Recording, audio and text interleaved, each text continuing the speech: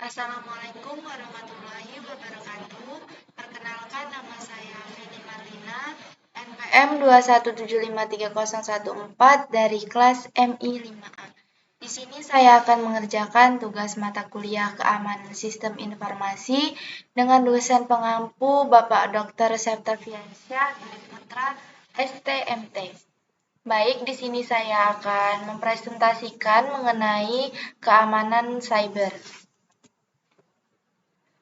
Keamanan cyber atau cyber security adalah praktik, proses, teknologi, dan upaya yang dirancang untuk melindungi sistem komputer, jaringan, perangkat lunak, dan data dari ancaman, serangan, atau gangguan yang berasal dari dunia maya atau lingkungan digital. Tujuan utama dari keamanan cyber adalah menjaga kerahasiaan, integritas, dan ketersediaan informasi serta sistem komputer. Berikut ini ada beberapa konsep penting dalam keamanan cyber. Yang pertama yaitu keamanan jaringan, yang kedua keamanan perangkat lunak, yang ketiga manajemen ancaman, dan yang keempat kerahasiaan. Lalu selanjutnya di sini saya akan menjelaskan mengenai data pribadi. Data pribadi atau personal data adalah informasi atau data yang dapat diidentifikasi atau terkait dengan individu tertentu. Data pribadi seringkali digunakan untuk mengidentifikasi atau menghubungi seseorang secara langsung atau tidak langsung. Data pribadi memiliki nilai yang besar dan perlu dilindungi dari akses yang tidak sah atau penyalahgunaan. Contoh dari data pribadi yaitu pertama nama, yang kedua alamat, yang ketiga nomor telepon, yang keempat foto pribadi, yang kelima tanggal lahir, yang keenam alamat email, dan yang ketujuh nomor identitas.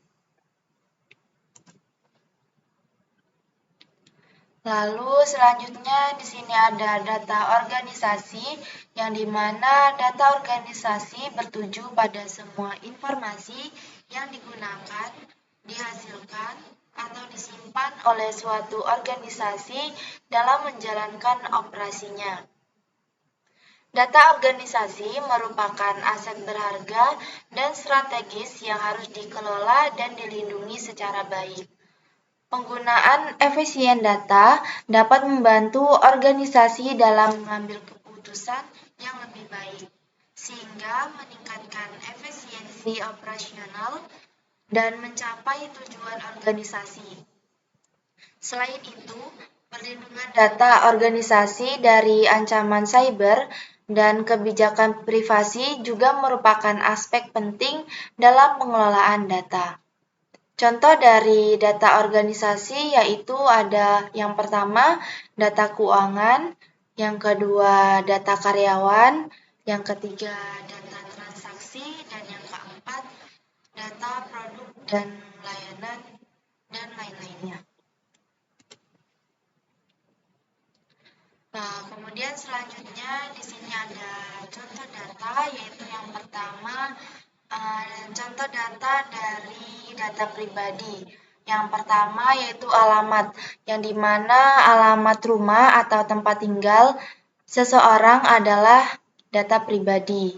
Yang kedua nomor identitas, yang dimana nomor identitas seperti KTP, SIM, atau paspor itu juga merupakan data pribadi.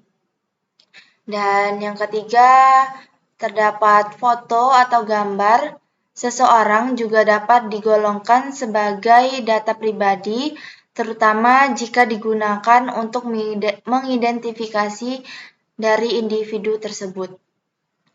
Yang selanjutnya yaitu contoh dari data organisasi. Yang pertama ada data keuangan, yang dimana informasi tentang pendapatan, biaya, laporan keuangan, dan juga transaksi keuangan organisasi. Yang kedua ada data pelanggan, yang dimana informasi ini mengenai pelanggan, juga termasuk data kontak, riwayat pembelian, dan interaksi dari pelanggan. Dan yang ketiga, data transaksi, yang dimana informasi tentang transaksi bisnis, termasuk faktur, pesanan, dan juga kontrak.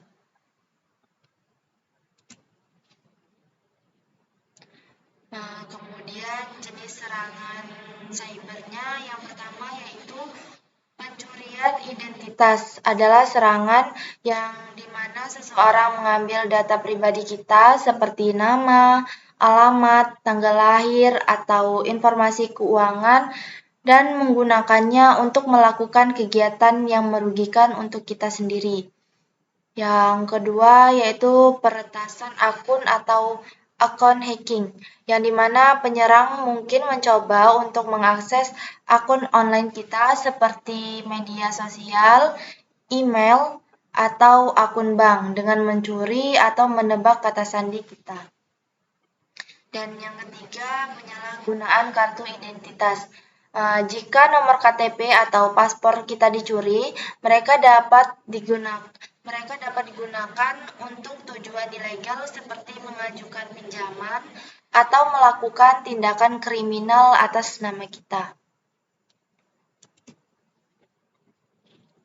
Kemudian selanjutnya di sini ada cara mitigasi serangan cyber. Yang pertama yaitu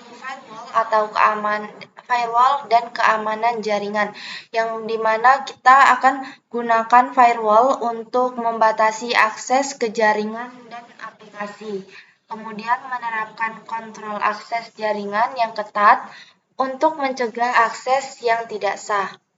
Lalu yang kedua ada enskripsi data, yang dimana kita akan menggunakan enskripsi data untuk melindungi data yang disimpan dan data yang dikirim melalui jaringan, dan juga termasuk enkripsi end-to-end untuk komunikasi yang sensitif. Dan yang ketiga, kita dengan mitigasi backup data, yang dimana mencadangkan data secara teratur dan pastikan bahwa cadangan data tersebut disimpan secara aman, terpisah dari data aslinya.